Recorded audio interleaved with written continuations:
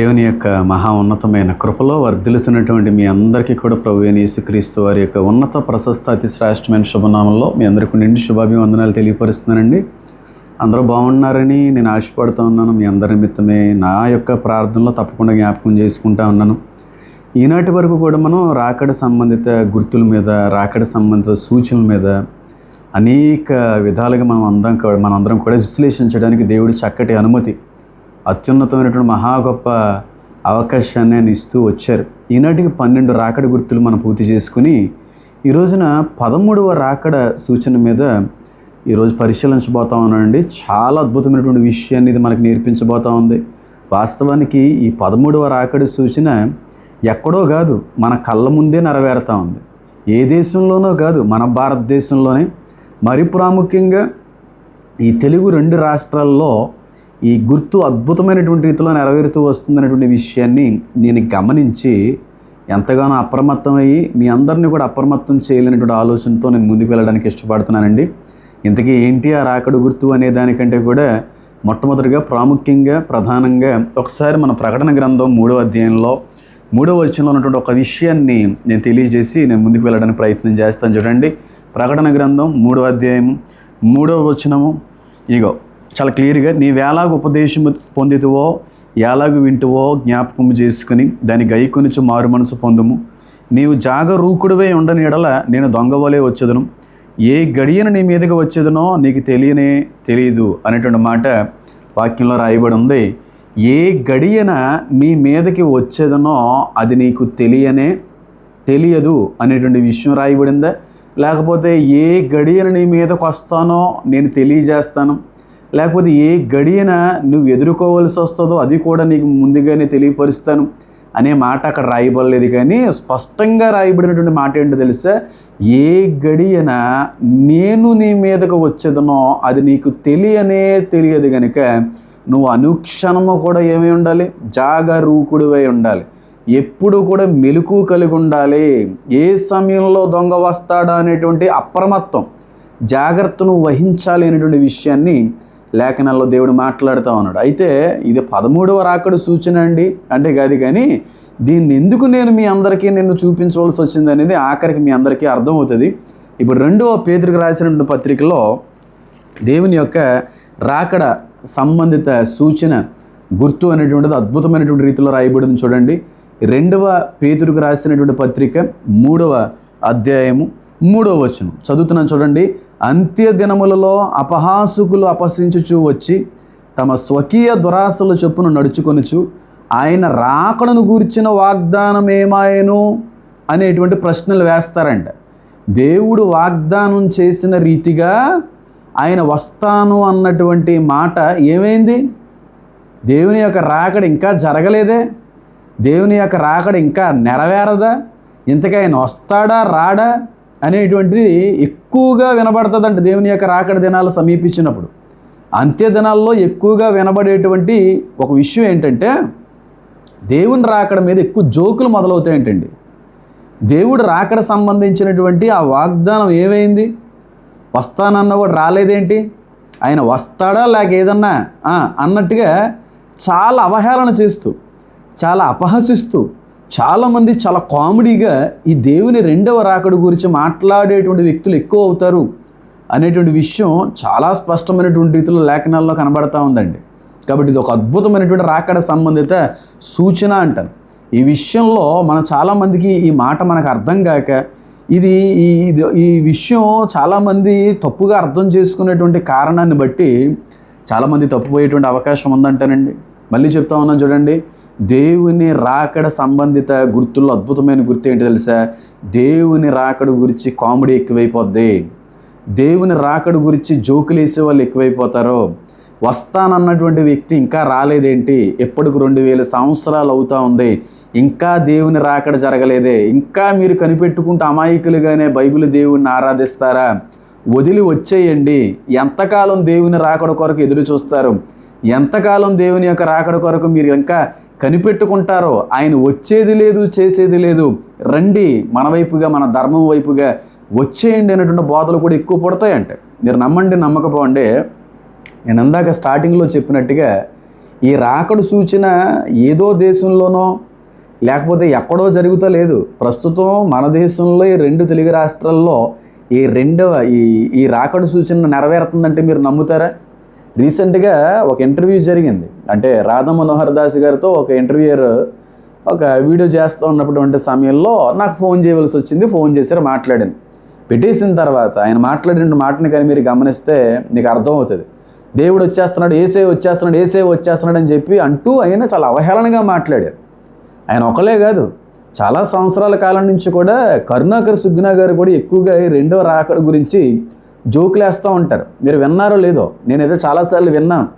దాని మీద ఇంటర్వ్యూలు కూడా చాలా సందర్భాల్లో స్పందించాను కూడా. ఆయన ఏమంటా ఉంటారో తెలుసా? 2వ రాకడ గురించి కరుణాకర్ సుగ్నా గారు, బాబు మీ దేవుడైనటువంటి యేసయ్య వస్తానని ఈనాటికి 2000 సంవత్సరాలు అయింది. ఆయన వస్తాడా లేదా ఒకసారి పాస్టర్లు అడిగి తెలుసుకోండి.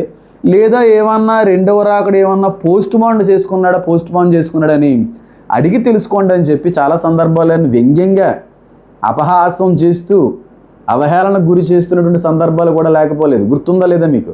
చాలా సందర్భాల్లో కదండి.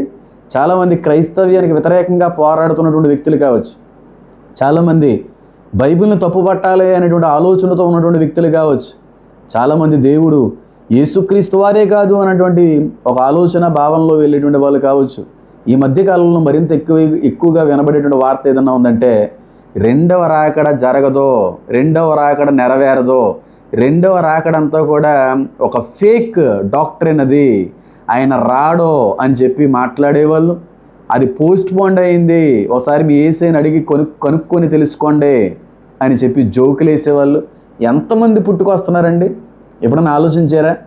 ఇదంతా కూడా అంత్యదినం అని చెప్పి నేను చెప్తున్నటువంటి మాట మీ అందరికీ అర్థమవుతుందో? ఇప్పుడు ఎంత చివరికి వచ్చేసామో, ఎంత చివరి దినాలకు మనం అందరం కూడా వచ్చే పరిస్థితి వచ్చేసిందో, ఎలాంటి భయంకరమైనటువంటి దినాల్లో మనం ప్రవేశించామో, ఈ చిన్న ఆ సూచనలన్నీ కూడా చాలా పెద్ద ఆత్మనేత్రాలను తెరుస్తాయి అంటానండి.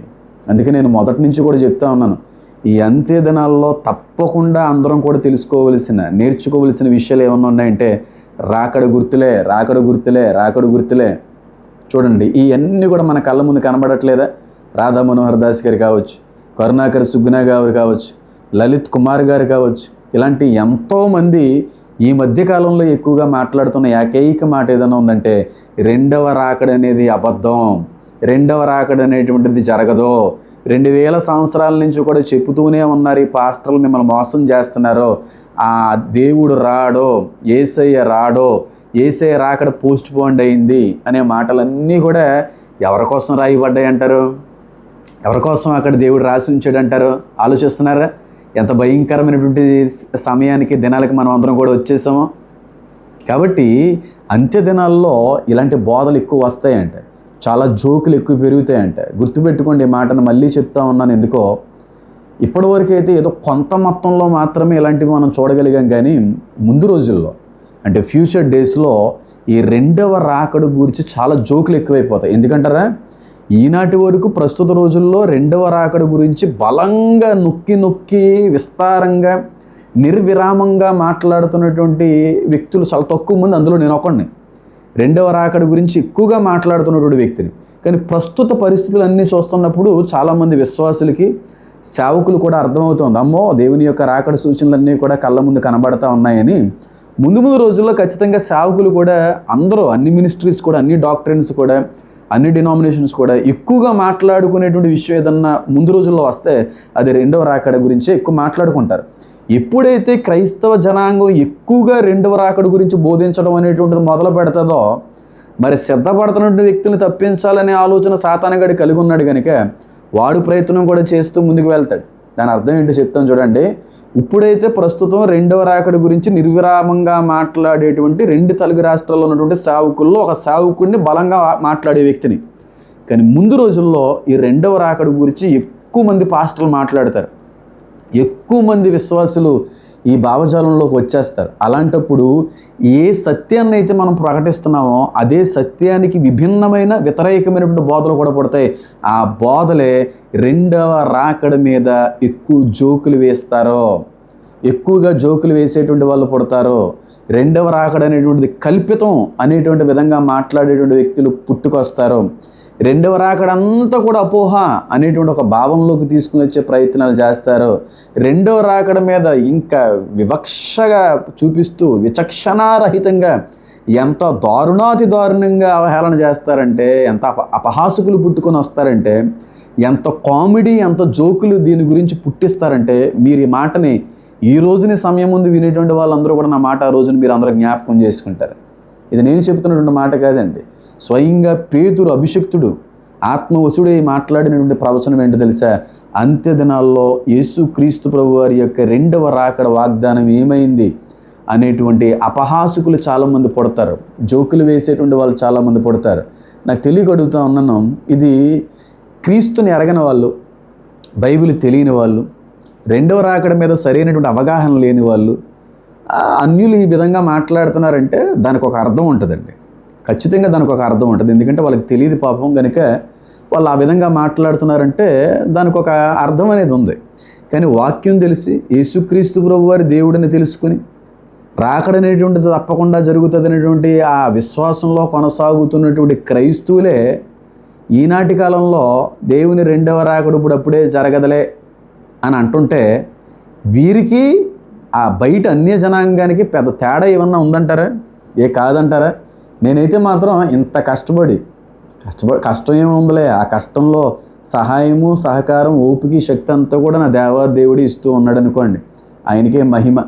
గొంతు చించుకొని, గొంతు నొప్పి పుట్టిన, గొంతు మంట పుట్టిన, ఎవరు ఏమనుకున్నప్పటికీ కూడా దేవుని యొక్క రాకడ సూచనలు అన్నీ జరుగుతున్నాయి అనేటువంటి నమ్మకంతో ఎంతోమందిని సిద్ధపరచాలనేటువంటి ఒక ఆలోచన ప్రయత్నంతో ముందుకు వెళ్తుంటే, వీడియోస్ ఎన్ని ఆధారాలతో చూపించినా సరే అప్పుడప్పుడు మీరు చూస్తుంటారు లేదా కింద కమెంట్స్లో చాలా బాధేస్తూ ఉంటుంది. కొంతమంది అయితే డైరెక్ట్గా మెసేజ్లు చేస్తూ ఉంటారు. పైగా ఆ మెసేజెస్ చేసేవాళ్ళు కూడా మన ఫోన్లో వాళ్ళ నెంబర్లు సేవ్ అయ్యి ఉన్న వాళ్ళే.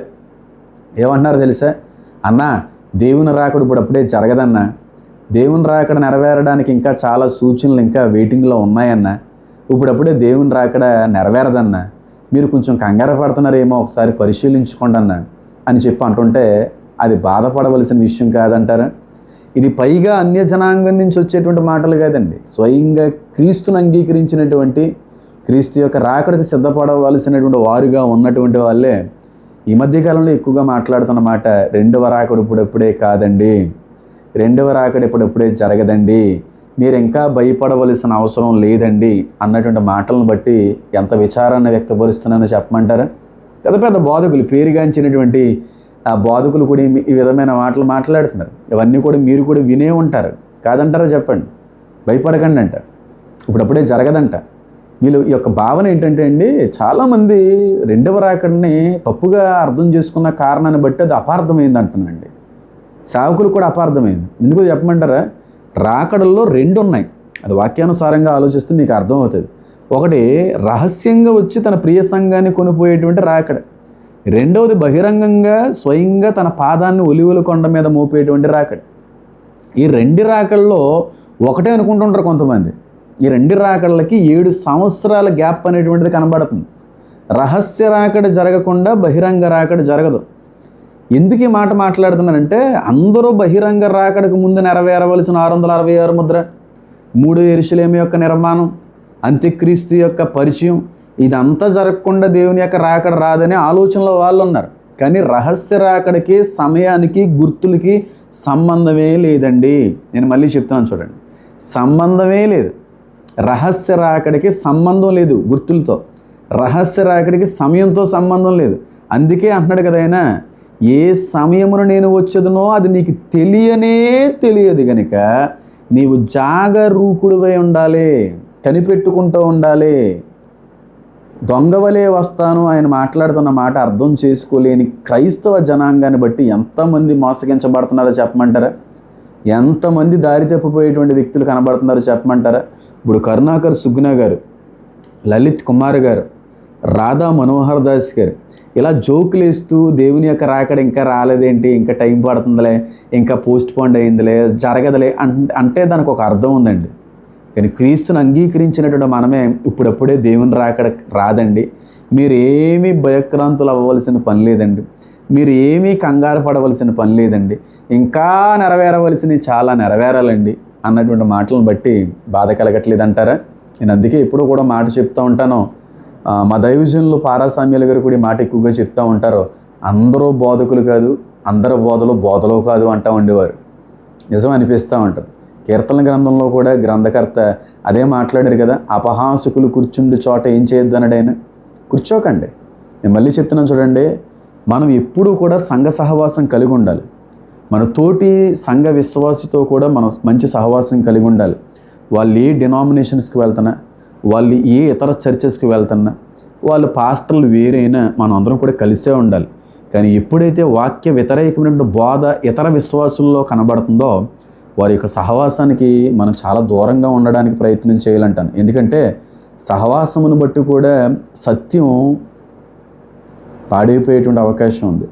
నిజమైనటువంటి క్రైస్తవులు కూడా దారి తప్పిపోయేటువంటి అవకాశం ఉంది. కనుక నీ సహవాసాన్ని కూడా జాగ్రత్తగా నువ్వు పరీక్షించి చూసుకోవాలంటాను నేను. ఎందుకు మాట చెప్తున్నాను చెప్పమంటారా? చివరి రోజుల్లోనే కాదండి, వాక్యాన్ని బట్టి కానీ మనం ఆలోచన చేస్తే విత్తబడినటువంటి విత్తనాల్లో సాతాను కూడా కొన్ని విత్తనాలు జల్లెళ్ళాడంట. అంటే ఏ వ్యక్తిగతంగా ఏ పాస్టర్ని కూడా విమర్శించాలనే ఉద్దేశంతో ఈ మాట మాట్లాడట్లేదు. కానీ పాస్టర్లు అందరూ కూడా దైవ చిత్తానుసారంగా దేవుని యొక్క చిత్తం మేరకు, దేవుని యొక్క పిలుపు మేరకు వచ్చినటువంటి సేవకులు మాత్రమే కాదు, దేవుని పిలుపు లేకుండా సాతాను మూలంగా నియమింపబడినటువంటి సేవకులు కూడా ఉన్నారు. వారి వల్ల ప్రయోజనం సాతానికి ఏమొస్తుందంటే, సత్యం నుండి తప్పించాలనే ప్రయత్నాల్లో పాస్టర్ల ద్వారాగానే వాడుకుంటూ ఉంటాడు సాతాను. ఇప్పుడు కూడా బాగా గుర్తుపెట్టుకోండి ఈ విషయాన్ని, బాగా గుర్తుపెట్టుకోండి. తాతయ్య గారు ఇప్పుడు కూడా మాట అంటూ ఉండేవారు. అంటే మా ఏరియాస్లో, మా యొక్క సిటీలో కొన్ని పెద్ద పెద్ద ఓపెన్ గ్రౌండ్స్ ఉంటాయి. ఆ ఓపెన్ గ్రౌండ్స్లో మీటింగులు నిర్వహిస్తూ ఉండేవారు చాలా సంవత్సరాల నుంచి కూడా. విశ్వాసులతో ఒక మాట అంటూ ఉండేవారు పాస్టర్ గారు, ఏమనంటే, అమ్మ మంచి సేవకుడమ్మా, మంచి బోధకుడమ్మా, మంచి వాక్యోపదేశకుడమ్మా, మీటింగులు నిర్వహించారంటే వెళ్ళండి, చక్కగా వెళ్ళి వాక్యాన్ని విని మీ జీవితాలను కట్టుకోండి అని మా దైవజనులు కొంతమంది మీటింగ్స్ కానీ ఏర్పాటు చేస్తే పంపించేవారు. కానీ అదే దైవజనుడు కొంతమంది మీటింగ్స్ కానీ ఏర్పాటు చేస్తే పొరపాటును కూడా ఆ పరిసర ప్రాంతాలకు వెళ్ళకండి అమ్మ, వాక్య విరోధమైనటువంటి బోధ చేస్తుంటారమ్మా, కాబట్టి అలాంటి బోధలకు మీరు దూరంగా ఉండాలమ్మా అని చెప్పి అన్ని 20-30 సంవత్సరాల క్రితం నుంచి కూడా హెచ్చరిస్తూ ఉండేవారు పాస్టర్ గారు. ఆ రోజుల్లోనే అలాంటి బోధలు ఉన్నాయంటే ఈ అంత్య దినాల్లో అలాంటి బోధలు ఎక్కువ అవుతాయంటారా తక్కువ అవుతాయంటారా? ఒకసారి ఆలోచన చేయండి. ఎక్కువ అవుతాయంటారా తక్కువ అవుతాయంటారా? కాబట్టి నేను అంటాను, అందరూ బోధకులు కాదు, అందరి బోధలో కాదు. మీరు వినేటువంటి బోధ కూడా వాక్యానుసారంగా ఉందా లేదనేటువంటి ఒక పరిశీలన మీరు చెయ్యాలి. ఆనాటి ఆదిమ క్రైస్తవ సంఘ పరిస్థితుల్లో బెరాయి అనేటువంటి సంఘం కూడా పరిశీలించేదంట. ఎవరు ఏది చెబుతున్నారా అని వినడంతో పాటుగా ఆ విన్నది వాక్యానుసారమా కాదా అనేటువంటి పరిశీలన కూడా చేస్తూ ఉండేవారంట. కాబట్టి ఈనాటి కాలంలో మరింత ఎక్కువగా ఇలాంటి భావజాలం, ఇలాంటి అనుభవాల్లో మనం కలిగి ఉండాలంటాను. తప్పు కాదు, ఇతర సేవకుల యొక్క వాక్యాన్ని వినడం తప్పేం కాదు. కానీ కొన్నిసార్లు మనం మిస్లీడ్ అవుతూ ఉంటామండి. కొన్నిసార్లు మిస్లీడ్ అవుతూ ఉంటాం. నిజంగా మా అమ్మగారు ఒక మాట అన్నారు, ఒక 2 నెలల క్రితం ఒక మాట మాట్లాడారు. ఒక్కొక్క పాస్టర్ ఒక్కొక్క రకంగా మాట్లాడుతూ ఉంటారా, ఒక్కొక్కరు ఒక్కొక్క రకమైనటువంటి బోధ చేస్తూ ఉంటారు. పాపం ఈ అమాయక విశ్వాసులు ఎవరిది నమ్మాలో తెలియక ఉక్కిరిబిక్కిరి అయిపోతూ ఉంటారా. పాపం ఎటూ తోచనటువంటి పరిస్థితుల్లో ఎవరు చెప్పేది నిజమైనటువంటి ఆ నమ్మకంలో వెళ్ళలేక అటు ఇటు కాని పరిస్థితుల్లో నలిగిపోయేటువంటి వాళ్ళు ఎవరైనా ఉన్నారంటే విశ్వాసులేరా అని చెప్పి ఆవిడ బాధపడింది. నిజమే, కరెక్ట్. అది ఎవరు చెప్తుంది నిజం, ఎవరు మాట్లాడేది కరెక్టో, ఏ బోధ సరైంది అనేటువంటి సందిగ్ధంలో పడిపోతున్నారు కొంతమంది. నేను ఇచ్చే సలహా ఏంటో తెలుసా? ఏ పాస్టర్ గారైతే వాక్యానుసారంగా బోధిస్తున్నారు అని మీకు నమ్మకం వచ్చిందో, ఏ పాస్టర్ గారి యొక్క బోధ అయితే తప్పకుండా ఉన్నట్టుగా ఆధారాలతో పాటుగా ఖచ్చితమైనటువంటి బోధన జరిగిస్తున్నారు అనేటువంటి మీ భావన మీకు కలిగిందో ఆ ఒక్క పాస్టర్ గారి వాక్యాన్నే వినండి. అలాంటి భావన వేరే పాస్టర్ గారి మీద కూడా కలిగితే వాళ్ళది కూడా వినండి. కానీ ఒక కాల్ ఏమో ఈ వాడ మీద వేసి, మరొక కాల్ ఏమో మరొక వాడ మీద వేసి గమ్యానికి చేరాలనుకుంటే కొన్ని సందర్భాలు అది జరగకపోవచ్చండి. కాబట్టి నేనంటాను, ఖచ్చితమైన బోధ ఇది, నమ్మకమైన సేవ ఇది, ప్రతిష్ఠించబడినటువంటి పాత్రది, ఉన్నట్టుగా మాట్లాడేటువంటి ప్రసంగం అది అని అనిపిస్తే ఆ బోధని విడిచి మరొక బోధకు వెళ్ళకపోవడమే మీకు శ్రేయస్సు అంటాను నేను. ఎందుకంటే అంత్య దినాల్లో చాలామంది పుడతారండి, అబద్ధపు బోధకులు పుడతారు, మారు వేషం వేసుకున్నటువంటి గొర్రెలు వస్తాయి, వాళ్ళ బోధనలు బట్టి తప్పిపోయేటువంటి ప్రమాదం ఉంది. ఎందుకంటే నేను కూడా వింటా ఉన్నాను ఇలాంటి బోధనల్ని. క్రైస్తవ సమాజంలో ఉంటూ, క్రైస్తవ సేవకులుగా పిలువబడుతూ, క్రైస్తవ విశ్వాసులకి ఏదో మేలు చేస్తున్నాము అన్నట్టుగా వారి యొక్క బోధలు అనిపిస్తున్నాయి. కానీ లిటరల్గా చాలా షాక్ అవుతున్నాను కొన్ని సందర్భాల్లో. ఎందుకని అంటారా, నేను ఏలియన్స్ గురించినటువంటి చాలా విషయాలు చాలా దినాల నుంచి మాట్లాడుతూ వచ్చాను. ఎవరో కూడా నా మీద అంతగా కౌంటర్ ఏం చేయలేదు అనుకోండి. ఒక పాస్టర్ గారు అయితే కౌంటర్ చేశారు. కౌంటర్ చేస్తే నేను కూడా చాలా గౌరవంగా, చాలా మర్యాదపూర్వకంగా నేను కూడా కొన్ని విషయాలు మాట్లాడాను. తర్వాత కొంతమంది మన ఫాలోవర్స్ నాకు మెసేజ్లు చేశారు, అన్న ఈ వీడియో చూడండి అన్న, ఈ వీడియో చూడండి అంటే నేను లింక్స్ ఓపెన్ చేయనండి, ఎందుకంటే అది శ్రేయస్సు కాదు కనుక. అయితే ఒక బ్రదర్ గారు ఒక వీడియో పంపించారు నాకు. పంపించి కింద 4-5 మెసేజ్లు పంపించారు. అన్న ఎందుకు చెప్తున్నానో ఒకసారి అర్థం చేసుకోండి, నా మాట విని ఒక్కసారి ఆ లింక్లో వీడియో చూడండి అంటే షార్ట్ వీడియో చూశాను. ఆ పాస్టర్ గారు ఏమంటారో తెలిసి, అందుకే ఆ పాస్టర్ గారి తెలుగు రాష్ట్రాలకు సంబంధించిన పాస్టరే, పేరు నేను చెప్పని అవసరం లేదు, చెప్పను కూడా. ఎందుకంటే ఒక పాస్టర్ గారిని విమర్శించాలనేటువంటి బాధ్యత నాది కాదు కదా. దేవుడు నాకు ఆ పని ఇవ్వలేదు కనుక వారిని ఇప్పుడు కూడా నేను విమర్శించడానికి నేను ముందు ఉండను. అయితే ఆ వ్యక్తి ఆ వీడియో చూసిన తర్వాత లిటరల్గా నేను షాక్ అయ్యాను. ఎందుకంటారా చెప్పమంటారా, ఆ వ్యక్తి ఏమంటున్నాడో తెలుసా అండి, మీరు కూడా చాలా ఆశ్చర్యపడతారు. దేవుని రెండవ రాకడంట 1000 ఏండ్ల పరిపాలన తర్వాత వస్తుందంట. 1000 ఏండ్లు పరిపాలన జరిగిపోయిన తర్వాత దేవుని యొక్క రాకడ జరుగుతుందంట. మరి అక్కడ 1000 ఏండ్ల పరిపాలన చేసేటువంటి సమయంలో అక్కడ ఉన్న వారెవరో, అక్కడ ఉన్నటువంటి జనాంగం ఎవరో, మేకల్లో నుంచి విభాగింపబడినటువంటి ఆ గొర్రెలు ఎవరో, వచ్చినటువంటి ఆ పరిశుద్ధ జనాంగం ఎవరో, ఆ 1000 ఏండ్లు పరిపాలిస్తుంది ఎవరో, 1000 ఏండ్ల పరిపాలన తర్వాత దేవుని రాకడ జరుగుతుందంట. ఎంత కాంట్రవర్షియల్ విషయం అండి అది. ఎంత తప్పుగా, అప్పుడు వాళ్ళకి ఆ తప్పుగా అర్థమైంది. కొన్ని సందర్భాల్లో ఎవరికైనా వాక్యం తప్పుగా అర్థమవుతూ ఉంటుంది. అయితే కొన్ని సందర్భాల్లో అది తప్పు అని అర్థం చేసుకునేటువంటి పరిస్థితులకి కొన్ని నిజమైనటువంటి సత్యమైనటువంటి బోధలు దేవుడు వినిపిస్తూ ఉంటాడు. ఓహో, మాకు ఈ తప్పుగా అర్థమైంది, ఈరోజు వరకు ఇది నేను అనుకున్నది తప్పు అన్నమాట. నిజాన్ని ఈరోజు దేవుడు నాకు తెలియజేశాడు కనుక తప్పుని సరిచేసుకోవడం మంచిది. కానీ తప్పులో ఉన్నాను, తప్పుగా అర్థం చేసుకున్నాననే విషయాన్ని కూడా తెలిసి నేను పట్టిన కుందేళ్ళకి ఇన్నే కాళ్ళు అన్నట్టుగా మూర్ఖంగా వెళ్ళిపోయేటువంటి వ్యక్తిని దేవుడు కూడా ఏం చేయలేడు అనుకుంటున్నాను. వాళ్ళ బోధలు చూడండి, ప్రపంచం అంతా కూడా జలప్రలయంతో మునిగిపోయింది. ఎందుకంటే దేవుడు మనుషులతో పాటుగా నెఫీలిములను కూడా తప్పించుకునే అవకాశం లేకుండా నీటితో మొత్తం ముంచేస్తాయి. వాళ్ళ బోధలు ఎలా ఉన్నాయో తెలుసా, ఒక ప్రాంతాన్ని మాత్రమే దేవుడు ముంచాడు. ఎంత అబద్ధమైన బోధ. 1000 ఏండ్ల పరిపాలన తర్వాత దేవుని రాకడ, శ్రమలన్నీ అనుభవించిన తర్వాత దేవుని రాకడ. ఈ బోధనలు బట్టి చాలామంది దేవుని రాకడ ఇంకా రావాలి అంటే గుర్తులు 666 ఇవన్నీ కూడా పాపం అమాయక ప్రజలు ఆ విధమైనటువంటి రీతిలో ముందుకు వెళ్ళిపోతున్నారు. కానీ ఒక మాట చెప్తా ఉన్నాను చూడండి, క్రైస్తవులను మోసగించడానికి ఆది నుంచి కూడా సాతాను ఉపయోగించుకున్నదే క్రైస్తవుల నుంచే. గుర్తుపెట్టుకోండి, క్రీస్తును పట్టించింది ఎవరో తెలుసా, క్రీస్తుతో నడిచినటువంటి అపోస్తులుడే. బాగా గుర్తుపెట్టుకోండి, క్రైస్తవ జనాంగాన్ని మోసపరచడానికి కూడా సాతాను వాడుకునేది తోటి సహక్రైస్తవులనే. కాబట్టి అందరి బోధనల్ని నమ్మకండి, వాక్యానుసారంగా బోధించేటువంటి వ్యక్తులు మాత్రమే వినడానికి ప్రయత్నం చేయండి. చివరి దినాల్లో మరింత ఎలాంటి భయంకరమైనటువంటి పరిస్థితులు తలెత్తుతాయి. కాబట్టి మిమ్మల్ని అందరినీ నేను అప్రమత్తం చేయడానికి నేను ప్రయత్నం చేస్తున్నాను. 1000 ఏండ్ల తర్వాత రాకడ జరగడం ఏంటి, శ్రమలన్నీ అయిపోయిన తర్వాత దేవుని రాకడ జరగడం ఏంటి, ఇలాంటి బోధలు ఒకవేళ మీకు ఏ చోటైనా వినబడితే వీలైనంత త్వరగా వాటికి దూరంగా ఉండడానికి ప్రయత్నం చేయండి అంటానమ్మా. చేయండి. ఎందుకు చెప్పమంటారా, అపహాసకులు కూర్చుండే చోట మీరు ఏం చేయొద్దన్నాడైనా, అసలు కూర్చోవద్దన్నాడు. అలాంటిది ఏకంగా మనం వాళ్ళ వాక్యం వింటా ఉన్నామంటే ఎంత భయంకరమైనటువంటి పరిస్థితులు వస్తాయో ఒకసారి ఆలోచన చేస్తున్నారా. కాబట్టి అంత్య దినాల్లో ఎక్కువగా వినబడేటువంటి వార్త ఏంటో చెప్పమంటారా, దేవుని రాకడకి టైం ఉంది, దేవుని రాకడ ఇంకా జరగదో, దేవుని రాకడ పోస్ట్ పోండ్ అయింది, వస్తానన్నటువంటి దేవుని యొక్క మాట ఏమైంది అని జోకులు ఎక్కువగా మాట్లాడేటువంటి వ్యక్తులు పుట్టుకొస్తారంట. ఒక్క చిన్న క్లారిఫికేషన్ ఇస్తానండి, వస్తాను అన్నవాడు వచ్చాడా లేదా, పుడతాను అన్నవాడు పుట్టాడా లేదా, మరణిస్తాను అన్నవాడు మరణించాడా లేదా, పునరుద్ధానుడు అవుతాను అన్నట్టుగా పునరుద్ధానుడు అయ్యాడా లేదా, ఆరోహణమైతూ మళ్ళీ తిరిగి వస్తాను మీ కొరకు నేను స్థలం సిద్ధపరచుటకే వెళ్ళుచున్నాను అన్న దేవుడు రాక మానతాడా, వస్తానన్నవాడు వస్తాడు. ఆకాశాలు భూమి అయినా సరే గతించిపోద్దేమో కానీ నా ప్రభు యొక్క మాట ఎన్నటెన్నటికీ కూడా గతించదు. దేవునికి మహిమ కలుగునుగాక. కాబట్టి ఇలాంటి అబద్ధ బోధనలు బట్టి తప్పిపోయేటువంటి ప్రమాదం చాలా ఉంటుంది కనుక నేను మిమ్మల్ని అందరినీ ప్రేమించేటువంటి ఒక సేవకుడిగా చెప్తా ఉన్నాను. దేవుని రాకడ చాలా సమీపంగా ఉందమ్మా, చాలా చాలా దగ్గరగా ఉందమ్మా. ఆయన రానే ఉన్నవాడు ఆలస్యం చేయక త్వరగా వచ్చుచున్నాడు అనేటువంటి నిదర్శనం, గుర్తులు, సూచనలన్నీ కూడా ఎక్కడా తోచ తప్పిపోకుండా స్పష్టంగా మన కళ్ళెదుట నెరవేరుతున్నప్పటికీ కూడా మన ఆత్మనేత్రాలు ఇంకనూ కూడా తెరవబడకుండా సాతాను ఏ బోధనలైనా ఉపయోగించుకుని అడ్డగించే ప్రయత్నం ఒకవేళ చేస్తుంటే వాటన్నిటి నుంచి కూడా మిమ్మల్ని తప్పించడానికి, అప్రమత్తం చేయడానికి నా యొక్క ప్రయత్నం చేస్తూ ఉన్నాను. కాబట్టి ఇది అన్యులు మాట్లాడితే దానికి ఒక అర్థం ఉంది.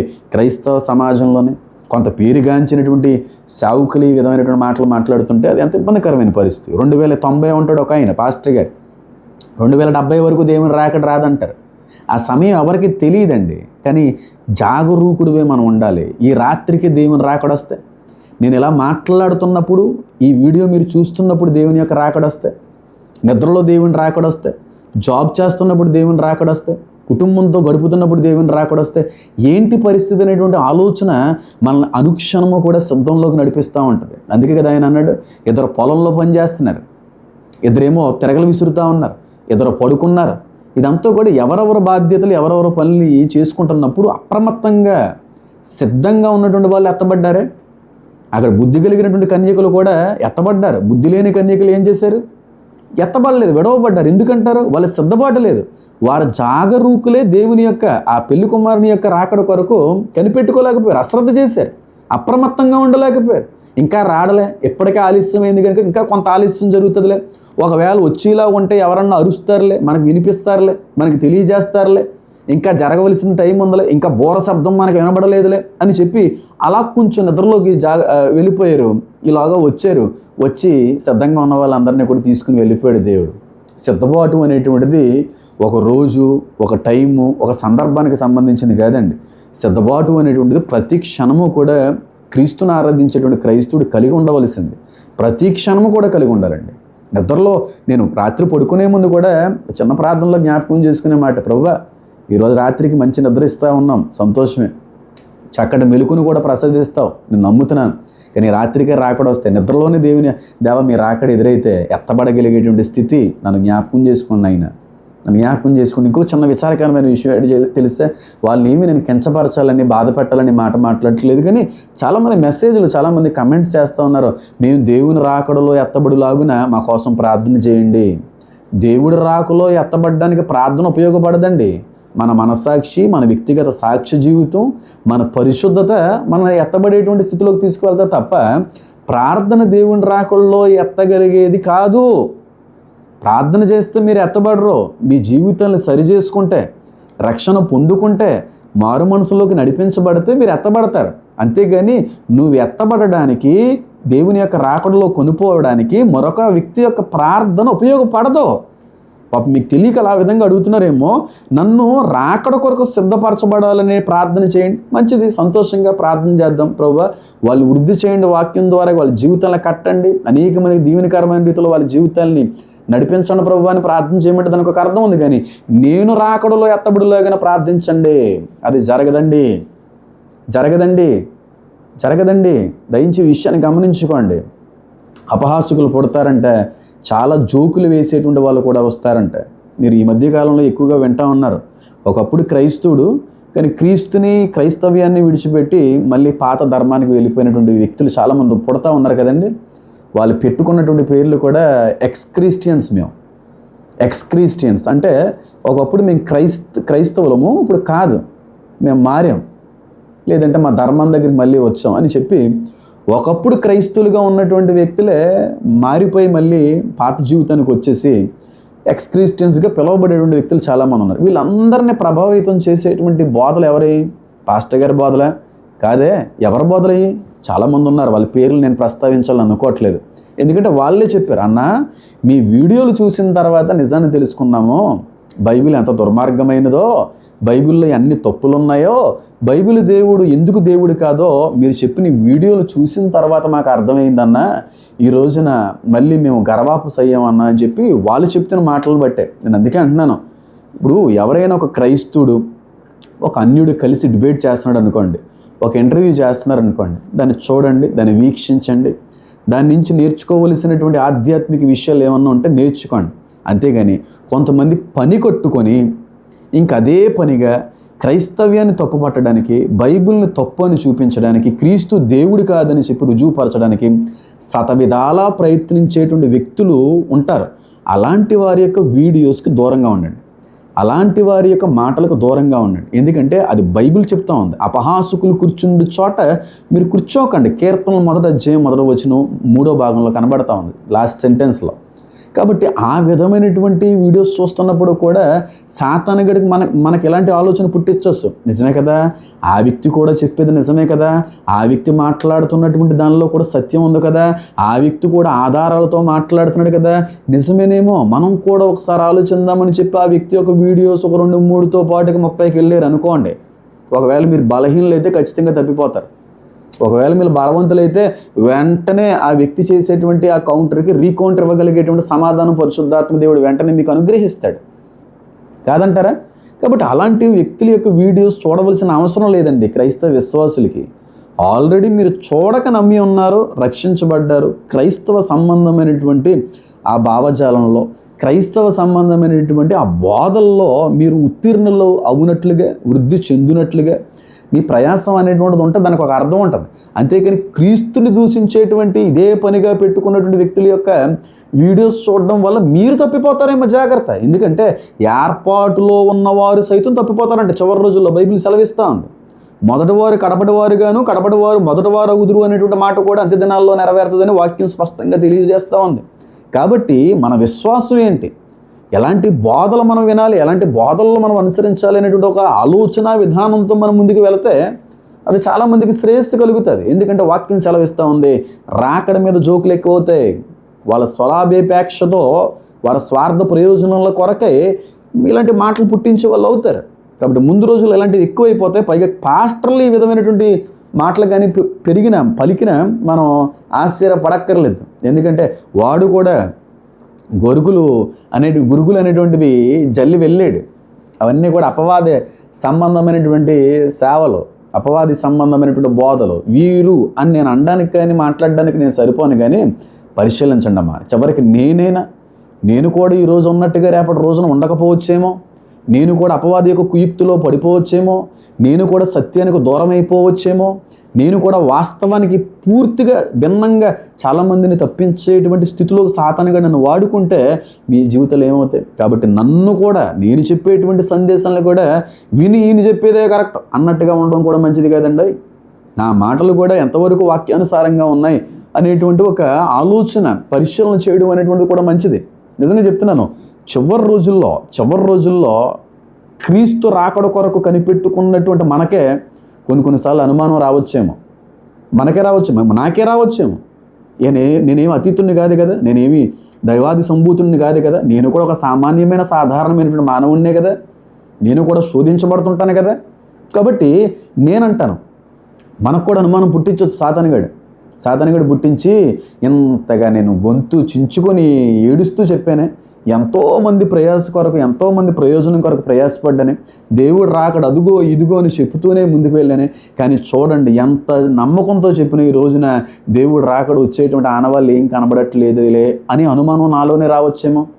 అనుమానం నాలో రావడంతో పాటుగా నేనే ఒకనొక రోజున ఏమండి దేవుని రాకడ ఇంకా సమయం ఉందలేండి అని చెప్తానేమో.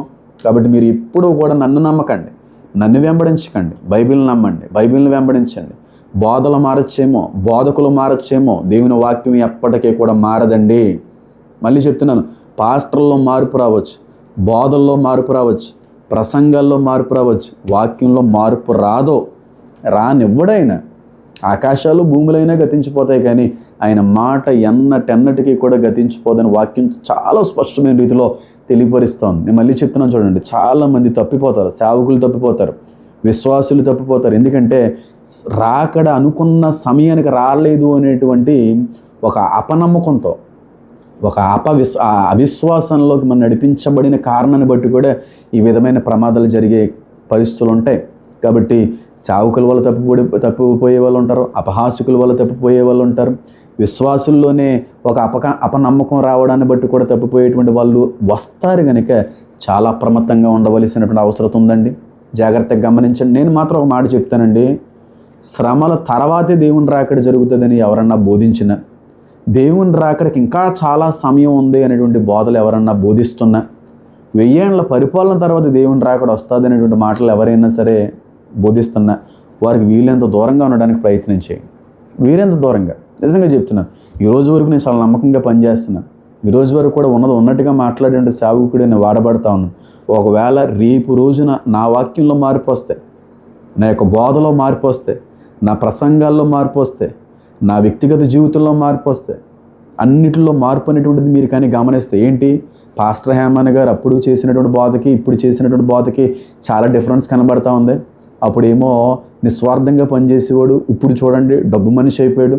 ఒకప్పుడేమో ఉన్నట్టుగా ప్రకటించేవాడు, ఈ రోజున చాలామంది మెప్పు కోసం వాక్యాన్ని బోధిస్తున్నాడు.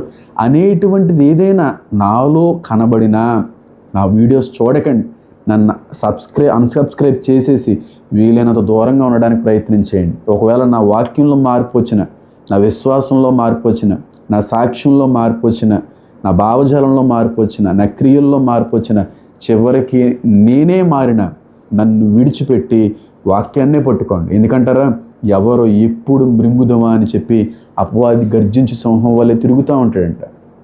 కాబట్టి మీరు ఎప్పుడు కూడా ఫాలో అవ్వాల్సింది వాక్యానేనండి, పాస్టర్లను కాదు.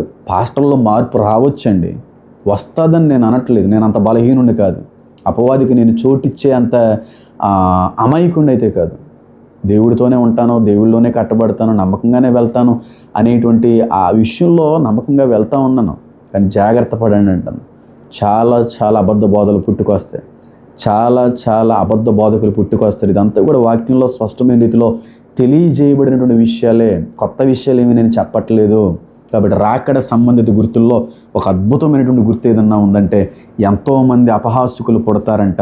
అంత్యదినములలో అపహాసుకులు అపహసించుచు వచ్చి తమ స్వకీయ దురాశల చొప్పున నడుచుకొనిచు ఆయన రాకడను గూర్చిన వాగ్దానం ఏమాయను? దేవుని వస్తాడన్న రాకడ ఏమైంది? ఫెయిల్ అయిందా? పోస్ట్ పోండ్ అయిందా? ఏమైంది అనేటువంటి బోధలు పుట్టుకొస్తాయంట. రాకడ మీద జోకులు ఎక్కువ అవుతాయంట. అప్రమత్తంగా ఉండాలి, జాగ్రత్త సుమి. ఎందుకంటారండి, అక్కడ వరకు ఎందుకండి, మనలో చాలామంది సండే స్కూల్ నుంచి కూడా వాక్యం వింటూ పెరిగిన వాళ్ళమే కదా మనందరం కూడా సండే స్కూల్లో వాక్యాన్ని బట్టి ఎదిగిన వాళ్ళమే. అందరూ కాకపోవచ్చు, కొందరైనా సరే చిన్నప్పటి నుంచి సండే స్కూల్లో వాక్యం వినేటువంటి సమయం నుంచి ఈనాటి వరకు కూడా ఎక్కువగా మనం విన్నటువంటి 2 మాటలు ఏంటో తెలుసా? యేసయ్య నిజమైన దేవుడు, ఇది మొట్టమొదటి మాట. రెండవది ఆ యేసయ్య రెండవ రాకడ. సండే స్కూల్ నుంచి కూడా వింటున్నటువంటి ఏకైక బోధ ఏదైనా ఉందంటే యేసయ్య రెండవ రాకడ. ఈరోజు సండే స్కూల్ బోధలు విన్నాము, వయసు వచ్చింది, పెళ్ళిళ్ళు చేసుకున్నాం, పిల్లల్ని కన్నాం, రేపు రోజున పిల్లలు కూడా పెళ్లి చేస్తున్నాం, వృద్ధులు కూడా మారిపోయే పరిస్థితులు వస్తున్నాయి. ఇన్ని సంవత్సరాల నుంచి కూడా వింటున్నటువంటి ఏకైక మాట దేవుని రెండవ రాకడ. కానీ ఇంతకే రావట్లేదు, చిన్నప్పటి నుంచే వింటున్నామండి, ఇంకా జరిగేది లేదండి బాబు అనేటువంటి ఒక ఆలోచన మనలోనే సాతాను పుట్టించవచ్చేమోనండి. మనకే అలాంటి ఆలోచన రావచ్చేమోనండి. ఆలోచన చేశారా? ఏమో ఈ వీడియో చూస్తున్నటువంటి వ్యక్తులు కూడా ఎప్పుడో ఒకప్పుడు ఒక రోజున ఈ ఆలోచన పుట్టే ఉండొచ్చు, వాడు పెట్టే ఉండొచ్చు అంటాను. నిజమే కదా, యేసయ్య రాకడ అంటున్నారు కానీ ఇంకా జరగదనిపిస్తుందండి, ఇంకా ఇప్పుడప్పుడే కాదనిపిస్తుందండి, ఇప్పుడప్పుడే రారను అని అనుకుంటున్నానండి. ఎందుకంటేనండి వస్తున్నారు అని అనుకుంటున్నామండి. యుద్ధాలన్నీ చూసేటప్పుడు మళ్ళీ కామైపోతుందండి.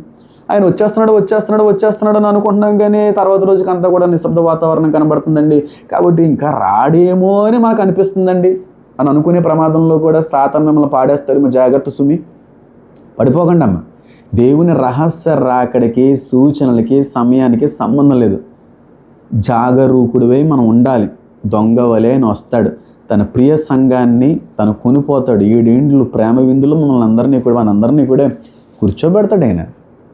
ఇక్కడ 7 ఏండ్లు భయంకరమైనటువంటి శ్రమలు అనుభవిస్తూ ఉంటాయి. అందులో 1335 రోజులు మహాశ్రమలు, అవే మెయిన్ శ్రమలు అంటాను నేను. మనం మాత్రం దేవుని సహవాసంలో అక్కడ పరవశిస్తూ ఉంటాం, దేవుని యొక్క ముఖదర్శనాన్ని పొందుకుంటూ ఉంటాం, పరిశుద్ధుల యొక్క సమూహంతో గడుపుతూ ఉంటాం. మన పితరులందరినీ కూడా మన కళ్ళతో చూసేటువంటి మహా గొప్ప ధన్యత కలిగే రోజున మనం ఉంటాం. కాబట్టి చివరి రోజులు ఇలాంటి బోధలు ఎక్కువైపోతాయి, జాగ్రత్త. ఇప్పటికే మనోహర్ దాస్ గారు కావచ్చు, కరుణాకర్ సుగ్గిన గారు కావచ్చు, లలిత్ కుమార్ గారు కావచ్చు, వారు అంటూ ఉన్నారు యేసయ్య రెండవ రాకడ గురించి చాలా చీప్గా, చాలా కామెడీ చేస్తూ, చాలా నవ్వుల పాలు చేసే ప్రయత్నం వాళ్ళు చేస్తూనే ఉన్నారు. అది పాపం వాళ్ళ తప్పు కాదు, అలాంటి వాళ్ళు వస్తారని బైబిల్ ముందుగానే మనకు హెచ్చరించింది. కాబట్టి వాళ్ళ మీద కోపగించుకోవడం అనేది, వాళ్ళని తప్పుపడడం అనేటువంటిది సరైంది కదా. వారి యొక్క క్షేమాన్ని కోరు వ్యక్తులైతే వారు మారాలి అనేటువంటి ప్రార్థన మనం చేయాలి తప్ప వారి కోసం మనం ఎప్పుడు కూడా బాధని కానీ కోపాన్ని కానీ వ్యక్తపరచకూడదు అనేటువంటి ఒక మంచి ఉద్దేశంలో ముందుకు వెళ్తున్న సేవకుడై ఉన్నాను. కాబట్టి జాగ్రత్తగా మీరందరూ కూడా గమనించండి, దేవుని యొక్క రాకడ చాలా చాలా చాలా చాలా చాలా సమీపంగా ఉందనేటువంటి విషయాన్ని కూడా మీరందరూ కూడా నమ్ముతూ మీరు ముందుకు వెళ్ళాలని నేను కోరుకుంటా ఉన్నానండి. పైగా మనం అంతా కూడా ప్రస్తుత దినాలు కానీ మనం చూస్తానండి, ఈ మధ్యకాలంలో చాలా చాలా మంది చిన్నపిల్లలందరూ కూడా దేవుడి దర్శనాలు చూస్తూ ఉన్నారు. వాళ్ళందరూ కూడా ఈడుస్తూ ఆ వీడియోల్లో కూడా వాళ్ళు మాట్లాడుతున్నారు. చిన్న చిన్న పిల్లలు యేసయ్య వచ్చేస్తున్నాడు, Jesus is coming, I have seen him అని చెప్పి చిన్న చిన్న పిల్లలు వేరే వేరే దేశాలకు సంబంధించిన వాళ్ళు కూడా వీడియో రూపంగా వాళ్ళు చూసినటువంటి కళలను కూడా పంచుకుంటున్నారే. చాలా మంది పెద్దలు కూడా ప్రవచిస్తున్నారే. అంత్యదినాల్లో చిన్నపిల్లలు దర్శనాలు చూస్తారు, ప్రవచిస్తారు. ఇవన్నీ కూడా వాక్యంలో రాయబడింది కదా. అంత్యదినాల్లో నా బిడ్డల మీద నా ఆత్మను కుమ్మరిస్తానని చెప్పి వాక్యంలో స్పష్టంగా దేవుడు రాసి ఉంచాడు కదా.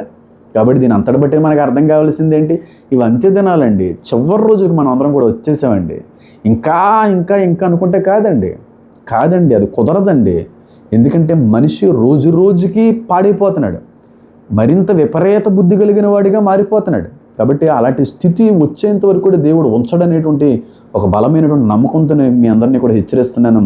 13వ రాకడ సూచన ఏంటంటే, అంత్య దినాల్లో దేవుని రాకడ గురించి కామెడీలు ఎక్కువైపోతాయి, జోకులు ఎక్కువైపోతాయి, నవ్వుకునే వాళ్ళు ఎక్కువైపోతారు. ఆ నవ్వుకునే వాళ్ళ క్రైస్తవులు ఉన్నా సరే ఆశ్చర్యపడక్కర్లేదంటాను. కాబట్టి దేవుని రాకడ గుర్తిది నెరవేరుతుందా, నెరవేరాలా? 100% నెరవేరుతుంది కదా. కళ్ళ ముందుగా కనబడుతుంది కదా. ఆ మాటలు మాట్లాడే వాళ్ళు ఎవరో, పైగా తెలుగు భాషలో మాట్లాడేటువంటి వాళ్ళు కూడా వాళ్ళు.